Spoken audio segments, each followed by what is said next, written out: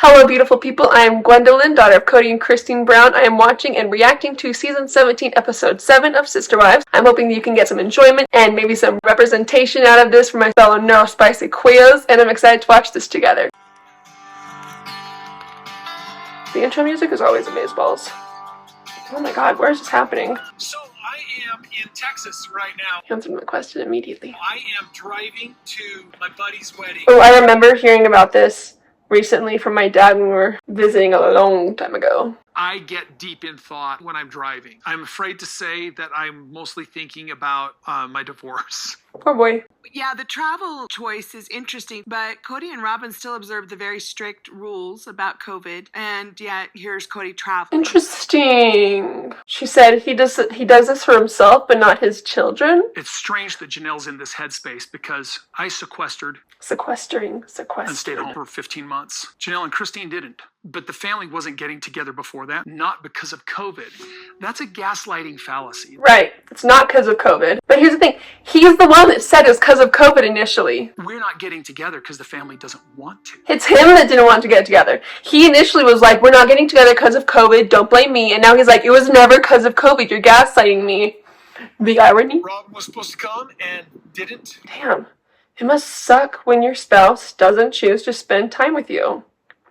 Cody told me that he was going to officiate another wedding. I need to get somebody to officiate my wedding. If my celebrities come to mind, I would not mind. Taylor Swift is at the top of my list. At first I was like, that's great. He did a great job officiating, so he'll do a wonderful job. But then I was like, what about COVID? Really, telling Truly that I was leaving Cody and we were moving will always be one of the top 10 worst experiences of my life. And she started to cry. I said, it's just you and I that are moving. It's just the two of us. Just the two of us. We can make it if we try. That's actually the most adorable photo I've ever seen today. I just want to find out what's going on inside her head now. So it seems like you are feeling different. Her octopus is smiling. I love that. She's like, I'm getting better. That's adorable. I love that like those octopi or octopuses, I think it's octopussy. I'm sorry. I think they're a really good way for kids, especially neurodivergent kids, to express how they're feeling. And I kind of noticed the signs earlier then that you weren't as happy. Even though Truly's saying she's okay, she's just an 11-year-old kid. Is she 100% okay? No. Gosh. Although what they did say is reassuring, but also the realization that everybody knew before me did kind of feel like a betrayal. I kind of wish that you didn't keep it a secret from me for so long. See? It's better to talk to your children earlier, in my opinion. I think it's up to the parent, but in this situation, it's better than to talk to the children. That she wouldn't bother to tell me about it, and I was going to be affected the most. I agree with that so much. It's so important for her to know. She was so barely prepared for it. Telling you was the hardest part of all of this. I can see why. She said, I can see why. Of course it would be hardest. I don't want to say anything bad here, but I do believe she's being very unfair with me, where she's marginalized me so much. They're blowing me off. But the thing is, he blew us off first. This is just a reaction. She seemed to have dealt with it either very well, or I'm not a psychologist, I'm just a parent, but maybe she just buried it emotionally. My dear friend Brian is getting married, and I'm performing the wedding. I made that whole trip stewing about my own marriage falling apart. Weird. I mean, I'm still in this pretty bad place about it. Brian and Judith haven't really given me much to work with. That's adorable. He told me like how it went, so I'm nervous to watch it. Then he was asked to officiate for Maddie and Kayla, and I think he really liked that. Ladies and Adorable. gentlemen, Mr. and Mrs. Kayla Brush. Personally, I hate when they say like Mr. and Mrs. man's full name. Just say the last name. She's not Mrs. Caleb. But you know, it's up to the person. I'm sure that's what she wanted. I feel like without being prompted to say that, it's weird, but that's probably what she said. She was like, I want to be Mrs. Caleb. She's real for that. I'm actually getting a little bit nervous. And it's not like me to be nervous when I have to perform. If there are any celebrities out there who are thinking of maybe you want to officiate my wedding, you could take notes from this. Actually, don't take notes, because I'm pretty sure I remember that it went horribly, but like, get ready. Wedding is actually in Tulsa at a venue, and I am about what I'd call 2/3 prepared with the vows. He would always put his shirts in the back of the car like that. It would like get in the way of the kids. We never complained though, because it was just like we were used to it. This is what Dad does. These two want me to make it special. I drove here, like, decrying marriage and the foolishness of it. If I stutter through this thing and do the worst job ever, I'm only partly to blame. He said, it's not my fault if I mess up and ruin the wedding. Perhaps. I met Cody about 26 years ago. He introduced his wife to me, and it was Christine, a different wife. A couple months later at another event, in comes Mary. This guy's changing wives like people change shirts. He kind of sat there for a minute and goes, well, I have 3 wives. And I said, as long as I don't have to have 3 wives. That's a great story. There's something gnawing on me. Am I supposed to stop you from doing this? Oh God, I'm so worried. Oh God, I remember this conversation with my dad when he like explained this. I hope this goes well. And in my own view, my invitation is to have a couple that's in love bring God into their relationship so that their relationship is stable and eternal. As it turns out, not bringing God into your relationship and your marriage is more successful for the wedding and the like being together part. Marriage. Dearly beloved, welcome. Brian and I have known each other for about 25 or so years, and we've been dear friends for 10, 15. Are you nervous? A little bit. You should be, I am. Brian looks nervous. Oh God, he's making it about himself. This is something I know I can pull off. Marriage is a contract, a bargain. They really got their wedding filmed for free. That was smart, actually. Good for Brian. Success in marriage is not always about love. It's about understanding the values of your partner. I love how like he's like, it's about compromise. That's adorable. Be each other's biggest fan. Whew, okay. I really had such low expectations for that. I thought he was gonna like stop the ceremony and be like, you guys are sure you want to get married? I was really worried about that. She was very excited about me introducing Mr. and Mrs. Brian Colwell, so. Okay, good. He actually did amazing.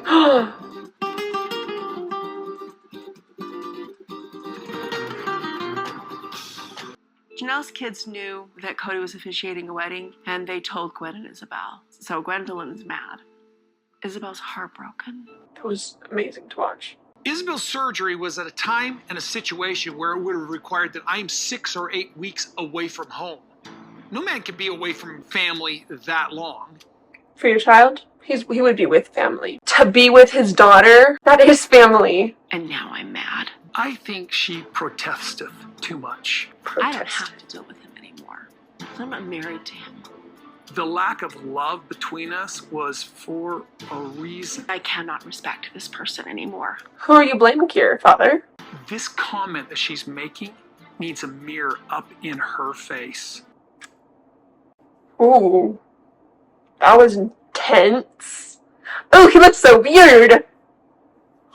I mean, beautiful. It's just an interesting photo. He looks great. Janelle and I are getting together to level the RV again. Make sure it's going to be livable for a longer term. This ought to just take us 10 minutes. I'm assuming it didn't take 10 minutes. It's the best of both worlds and the worst of both worlds. This part's just stressing me out.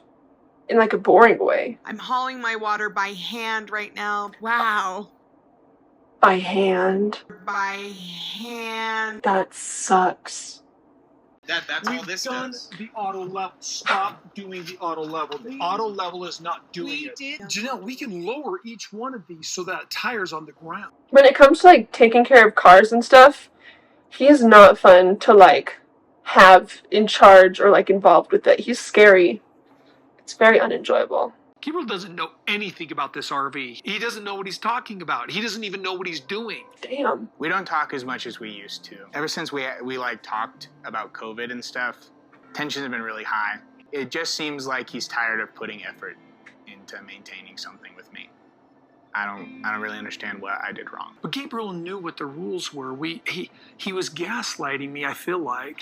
He's very ironically using the term gaslighting. I think he knows what it means. Dad really said, "You're crazy, and you're the one gaslighting." I haven't talked to Cody yet about this, but what makes most sense to me is I keep everything from the house, and then I want nothing to do with the property. Okay, about, Make yourself at home. well, moving and, keeping this house. They did not keep the house. They sold it to a couple, and it was their first house they ever bought. On what to do about it. So what I'm thinking about is, well, the last thing that I want to do is displace Gwendolyn. She wants to finish college here. She's vaccinated. Yeah, she is. Well, it's new. It's all new. I'm surprised he asked if I was vaccinated, because he is not. Well, it sort of deals with the unknown. I mean, like, you don't know what else you'll be able to do. I'm just getting so impatient with him at this point. Like, just let things happen. We're trying to get things done. Christine, that is our house. The family actually bought this house. It's not your house. It's our house. So where's your name on the lease? You and I have to actually have a child custody agreement in place, or the state essentially becomes the owner of it. I just started getting creative about it because I just don't know what to do. Is he saying he lied? Here's the thing. They didn't have to do it this whole time. And they were never legally together. And there is this thing in the manosphere where it says if you're getting divorced, you're going to get screwed, bro. No, they were never legally together. We have to have a child custody agreement in place. Basically, we just say 50-50 agreement. I don't think that's how it works at all. 50-50 custody. He's just fear-mongering. Does he not understand I want him to be around his kids? I'm not going to fight him on that. He said, "You have to let me be around my child, even though I've never wanted to be around her." Okay? So, yeah, maybe I should have a child custody agreement in place. And Christine's going, maybe we don't. I don't know. I don't want to be hateful this episode, but a little boring. And that's with me moving to Utah. Do we need to make that part of the agreement? No, we're not doing anything ever in Utah. Don't ever involve Utah. Okay. Even if she's living there, we get a child custody agreement here. Okay. My wives and I Good times. Utah memories. I think I had a cold during this time, and I tried Puffs Plus. I'm not sponsored or anything. They're lotion tissues for the first time, and it was magical. Well, she's going back to a state that hates me. She's taken Truly. What's going to stop them from teaming up with her? I would love it not getting a lawyer involved. But if he's already going there, I'm going to as well. Ugh, I don't want to, though. They were never legally divorced. It's over? Oh my goodness. Okay, that episode was kind of boring. I'm not going to lie. But hopefully I talked enough during it that it unboringed it a little bit. When my dad first told me that about him, officiating his friend Brian's wedding, the way he told it to me, I thought he, paused it during the, ceremony where he says, "You may kiss the bride." I thought he, was like, "Are you sure you want to do this?" in front of, everybody. And so I had very low expectations for that. Fortunately, that did not happen, because that would have been terrible, and I would have been embarrassed by association. That scene with the leveling of the RV, I realized it wasn't about the RV at all. It was actually about Gabe and his relationship with Cody, his relationship with my dad, our dad, and the fact that he just doesn't seem to get along with his kids very much anymore. That's what I'm seeing. The whole lawyer thing seems very unnecessary to me. I feel like you don't really have to get one. You can just say you're gonna do what you're gonna do, because there was no legal marriage, so there's not gonna be any legal divorce. I feel like that not involving the government made it much easier for them to just say it's over. So they probably don't need a lawyer. They can just say whenever I come in town, you can hang out with Truly. Whenever you come to Utah, you can hang out with Truly. Like, it seemed he's making it very complicated, and I hope it's for Truly because he wants to be around her, but part of me is like, it's just because he wants to control them, but I hope that's not what it is, and I hope I'm just being dramatic. Alright, now after that, I'm going to be answering the 10 most popular questions from my Patreon. If you would like to ask any, you can go to my Patreon. It'll be the link in the description for this one. Greg DeShiel says, what is your relationship like with Janelle and Mary? Janelle is really good, especially since she and my mom are kind of like besties, and Michelle and Janelle and I like talk sometimes, and she's definitely been invited to my engagement party. Mary has also been invited to my engagement party. It's a little different with her because as kids, a lot of us were like a little afraid of her just because like her personality. But now it's really good. I think that as a person, she might be one of the better, family members, which is pretty awesome. And for both of them, it's pretty good. And I'm pretty confident that they would agree. Evelyn Ramirez Gomez and Katie B have the same question. How do you feel about your father attending a friend's wedding during COVID, dancing and touching a bunch of other people but not going to your sister's surgery? I think it's very ironic and selfish, annoying, and angering. I'm pretty sure my mom said at one point that pissed me off so much because he wasn't showing up at all. And it even said that he didn't go to my sister's surgery. And he made the point that he would rather go for 4 days to a friend than rather spend 6 weeks away from family, even though Isabel is family. It was one of his wives that he was currently with, Truly, me, and Isabel. And Hunter visited as well, and we were staying with family. And it was just so weird to think about because he was just wrong. And it was wrong of him to compare like that. Like, you're allowed to go enjoy, but the reasons he had were rude. Now, Bookworm has asked, has your spiritual journey from fundamentalism, Mormon to atheism been influenced by your mom and dad's spiritual journeys in the last 20 years? No, funnily enough, not at all. I think my mom was a little bit influenced by my, journey to atheism. What influenced me were 2 TikTok videos, very funnily enough. One by this one person that was like, oh yeah, in the Bible it says that there are a bunch of floods. And people are always like, oh yeah, when you look back into olden times, there are a bunch of floods, like Mesopotamia or something. I actually have no idea if that was like a place or a time. But anyway, and what turned out is that all of these places that had floods happened to live near water. It wasn't that God had somehow increased the amount of water in the ocean. It was literally because they live in near water, and places that didn't live near water don't have flood stories. Another one was, they were like, God is all-knowing and God is all-loving, and he wants you to go to heaven. And their point was that if God wanted me to go to heaven, and if I have to believe in God to go to heaven, and he knows what would make me believe in him, why doesn't he do that? He knows exactly what it would take to make me believe in him, and he doesn't want me to go to hell. And he's all-loving, so he wants me to go to heaven. So if he was all-loving, then he would tell me, which means he's not all-loving. And if he was all-knowing, then he would know what to say, which means he's not all-knowing, which means he's not really a God. And that's just my opinion, and it can be different for other people, but that's what I believe, and that's what made me stop believing. Then Jessica Butler says, is your dad into QAnon? We saw him started to happen around the 2016 election. A lot of people shifted like that. I think so.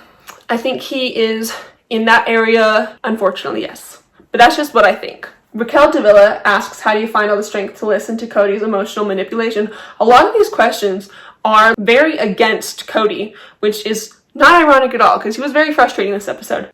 For a second, it just kind of cooled off and he wasn't as bad, I think, but now I just don't have the patience for it. And a lot of the time I just space out, I blank out during the whole thing, and I'll wait until he stops repeating the same thing, but at this point I just don't listen to him at all. Marie says, this episode is called The Failed Priest. Was there a point that you or others began to feel that this was a made-up religion? I think this person is talking about Mormonism, but I believe is that technically all religions are made up and some hold more standing than others. But I don't know, there wasn't really a point besides what I said earlier with me not believing in God anymore. That was basically it. Especially when I heard about Star Wars religion or Lord of the Rings religion or something like that, I was like, you can just make a religion? That was part of it. Pam Schultz says, Cody always seemed like this fun, goofy guy who loved his family, and it seems like he's changed, especially since moving to Flagstaff. Is it the way he's been edited, or has he changed into the angry, impatient, foot-stomping man we see? Yeah, he really has changed. The reason I think he started changing is because his kids used to be young and easily, manipulated, and I think he just found it easier to talk to them, and they weren't as opinionated, we weren't as opinionated, and now we're adults and we have our opinions, and we have our adult thoughts, so we have the things we do as adults, and it's just, I think he just found it easier to talk to them, and they weren't as opinionated, we weren't as opinionated, and now we're adults and we have our opinions and we have our adult thoughts and we have the things we do as adults, and it's just different now. Then Pam continues, I'm thinking about your mom having a cookbook or a talk show about cooking. She does. I don't know where it is. It's like TLC website or something, but sometimes she'll post on her Instagram too. You should definitely look it up. It's super cute. And she'll sometimes like include family members as well. Suzanne says, your dad mentions the manosphere, misogynistic collection of online communities. No surprise there. He's darkened. Did you know that there's any changes to his personality?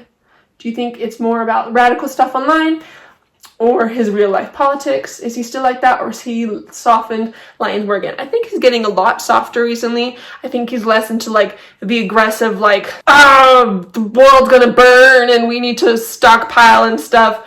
I think now more he's like, I just want to be with my family and I just want them to be happy, which is what he says, but it doesn't always seem like that's how he feels, but that's what he says. I don't know if he's part of this manosphere or like if he's more radical, but I do know that a lot of times as a kid, he would just watch these YouTube videos of very right-wing conservatives, like owning the libs, you know, what they like to do. And he would just be like, oh, haha, this stupid lib is blah, blah, blah, doing this thing. So yes, recently, or not very recently, but as the show's been progressing, he has been getting more into like the right-wing conservative kind of area. Then Ashtray says, can you give an update on feedback you have received from your family of your Patreon and your YouTube activities? So my family is pretty supportive of my Patreon. You might have noticed McKelty started doing the Patreon too, because she was like, Gwendolyn's doing a good job with this. I could probably do a good job too. Total copycat. It happens. My family is pretty supportive of my YouTube activities. Whenever we talk to TLC or we talk to my mom's attorney or anything, she's always like, you guys should watch Gwendolyn's YouTube. It's adorable. So they're pretty supportive of it. And it doesn't seem to bother anybody anymore. And whenever people reach out to me about it, it's like, are you doing okay, Gwendolyn? Do you need to talk? And sometimes I'll like break down crying and be like, yeah, I could really use a conversation. But yeah, they've been really good about it. Then Bookworm asks, does Mary spend all big holidays with Leon and Audrey or Robin and Cody or elsewhere? I don't know where Mary spends holidays, but I would say it's probably with Leon and Audrey or like with some close friends, because Mary's gotten really good at getting close to people and getting her like group of people, and I think that's what she's doing, is just she's found her people and probably is with her kid too. But yes, she has probably with Leon and Audrey, or if anything else, she's with her friends. And I'm pretty sure this is 11, but I thought this was such a cute question. Donica Barrett says, can you tell us, are Mary's Rice Krispie treats really so special? And don't all they just taste the same? It's just 3 ingredients. How are they better than the other moms? I don't know. But her mashed potatoes are good too. I think that like she does this magical thing where maybe she puts crack in it, or she makes them with like extra specialness. Or sometimes, actually I've asked, sometimes she just says add a crap ton of butter. That might be it. It's either love or butter. But either way, they do taste good, shockingly. It's like magic or witchcraft. Thank you to everyone who's asked the questions. Those are all of them. If you're interested in more of this content, please subscribe. You can comment down below how this episode made you feel. Maybe it was as boring to you as it was to me, or maybe it was more entertaining, and you can give me like another perspective on it. Like, this was actually pretty good, and here's why. I would love that, actually. If you're interested, you can join my Patreon and help support this channel. And you can also go follow me on Instagram, and you can reach out to me on any social media platforms. Usually I try my best to respond, and I will see you all next time. Thank you so much for watching.